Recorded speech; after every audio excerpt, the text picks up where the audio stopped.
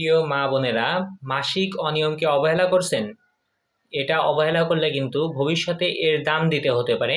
কেননা মাসিকের অনিয়ম কিন্তু একটা হরমোনাল ইমব্যালেন্স, অর্থাৎ এটা যদি বেশি সবসময় চলতে থাকে তো দেখা যায় যে পরবর্তীতে পিসিওডি অথবা পিসিওএস এর ঝুঁকি বাড়ে। আর সেই সাথে বাচ্চা কনসিভের যে ব্যাপারটা, অর্থাৎ গর্ভধারণের যেসব জটিলতাগুলো আছে, বন্ধ্যত্বজনিত সমস্যা অটোমেটিকলি চলে আসতে পারে।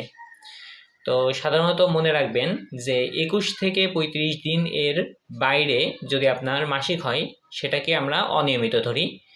দীর্ঘদিন অনিয়মিত মাসিক হলে দেখা যায় যে পলিসিস্টিক ওভারিয়ান ডিজিজ অথবা পলিসিস্টিক ওভারিয়ান সিনড্রোম দুইটাই একই, এগুলো হওয়ার ঝুঁকি বৃদ্ধি পায়।